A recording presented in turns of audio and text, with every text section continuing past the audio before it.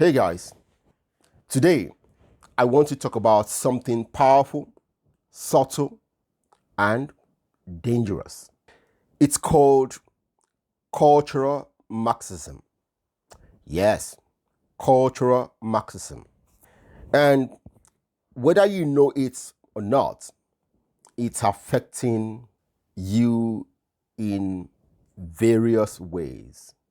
It's shaping your music, your movies, your school curriculum, your politics, and how you see yourself. The reason why I want to talk about it today is that many of us might think these things are modern, progressive, but in reality, we could be helping to destroy our own personal values and Africans' values. You know, these days, a lot of young people, especially in the West and in Africa, are all shouting for socialism. Karl Marx's original focus was on economics.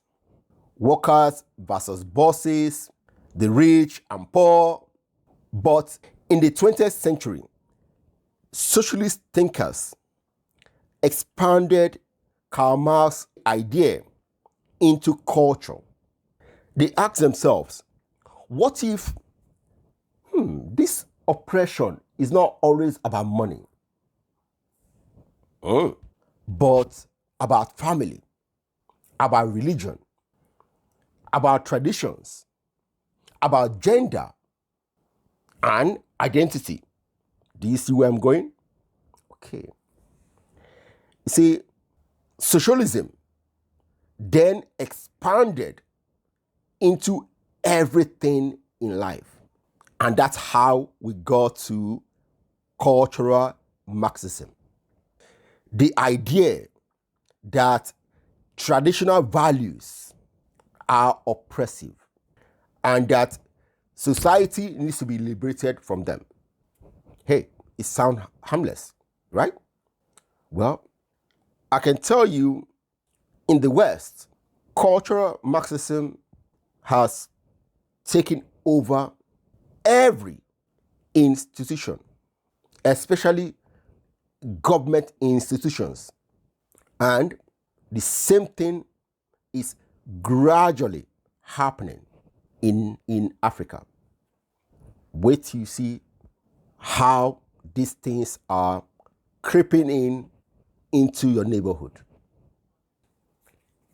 See, in Africa, cultural Marxism didn't come with guns and colonizers. It came in through NGOs, foreign aid and loans, your media and entertainment, our educational curriculum, and through global institutions like the UN and the World Bank. It is subtle. Most people don't notice these things. It creeps in little by little. And in time, when it has fully taken over in society, it shapes how Africans think about our family and relationships, about faith, about our identity, and our morality. For example, in the family, many people are now learning that the traditional family model and roles are outdated or oppressive. Husband and wife are fighting tooth and nail. The children in my era, we used to obey our elders. Now, they don't even see an elder and say, good morning. No. You see, foreign governments now attach the conditions on aid and loans to whether African governments accept the new definitions of family, marriage, and gender. In education, our curriculum are being rewritten under pressure to add and redefine some terms and teach some little changes to teach young children radical gender theory and ideas that weaken family and communal bonds. In religion, for Africans, faith is central. I am not religious, but I learned a lot from Christianity, and I expose those things to my children. You see, in Africa, NGOs and activists are pushing to silence the role of religion in education, politics, and morality, calling them backward. Now, I will tell you, yes, there are things in religion that needs to be modernized. But for me, religion doesn't need to go. It has a big role in human society. In fact, I will say this, human beings always look up to something bigger than us. If we remove religion, we will look for something else. In my view, that is what is going on in the West. Many Western European countries have diminished the role of religion so much that their people are grasping for something else. Now, another one is identity politics. And this is a big one for Africa. We create comedy laughing at different tribal quirks, and we all laugh. In this place, if a white person mentions something not too pleasant about the culture of a minority group, they will roast that person alive in the media. In fact, in UK, nowadays, maybe the police will go to the house and arrest them. That's how bad things are now. Identity politics has taken over everything. You see, yes, in Africa, we have a lot of issues with tribalism, corruption, and poor governance. Yes, we do have. And some of us cope with these things through jokes, and we enjoy it, and we're alive to fight another day. But if we make it that anytime someone from another tribe talks something not overly pleasant about my tribe, I will go berserk. How can our country survive? Because we have so many different people. If we can't talk openly and laugh about the things we do, how would we ever survive?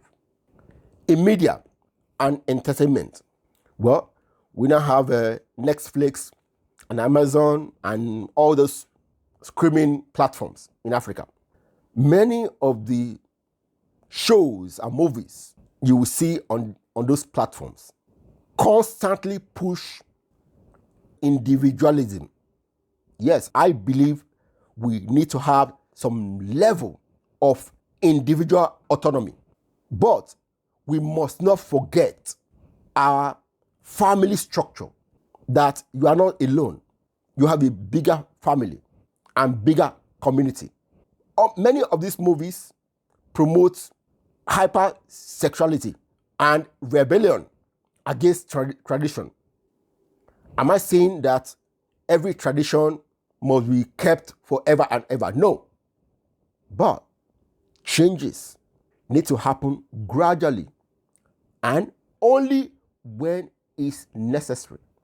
We can't just say something is wrong just because it's old. No. We can only say it's wrong when we can determine things that are clearly wrong in it. So Africans must not just mimic everything we see in our entertainment, and that's what we're doing.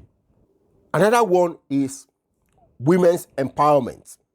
I believe in women's empowerment for education, entrepreneurship, and leadership. But some Western NGOs have reduced it to rejecting family roles and embracing ideologies that are far, far removed from African culture.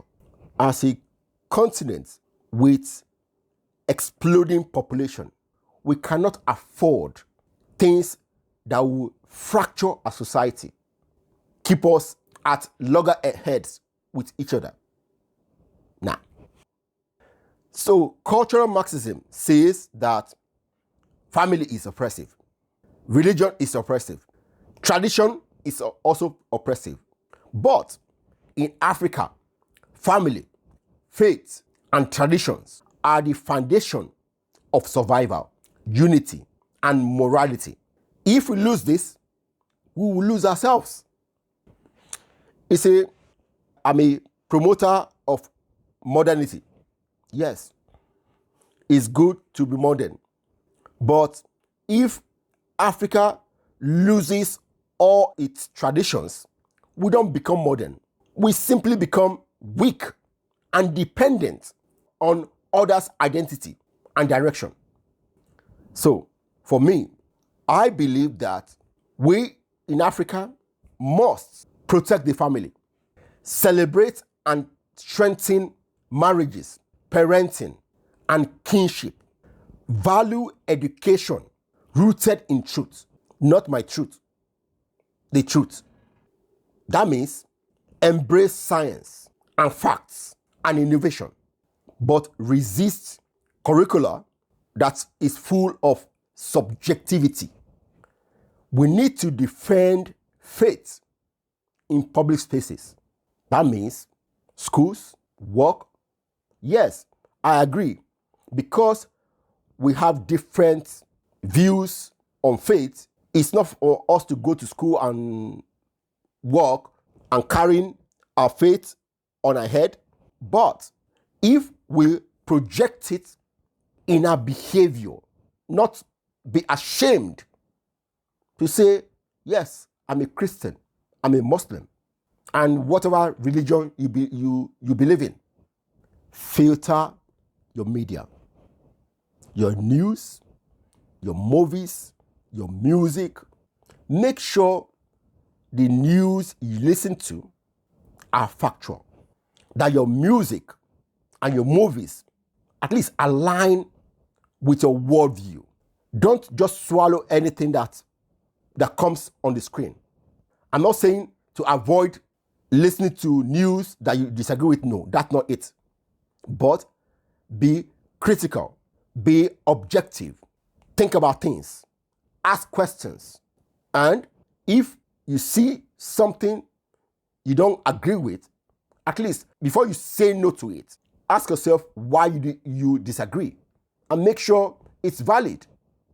And again, we need to redefine empowerment in Africa for both men and women, because we need to keep a family sacred, united. The family is the fundamental building block of any society. If we lose it, we lose everything. You see, we always talk about colonialism, but colonialism controlled our land. Neo-colonialism controlled our economies. Yes, it does. But cultural Marxism seeks to control our minds. And I will tell you, right now, it's succeeding. If we're not careful, we will unknowingly destroy the very foundation of Africa in the name of being progressive. Our strength in Africa is based on family, faith, community, and resilience. We need to protect them, build on them, and share it with the next generation. Because if we lose our values, we lose everything. If this message speaks to you, share it with others, and let's protect Africa's values together. Take care.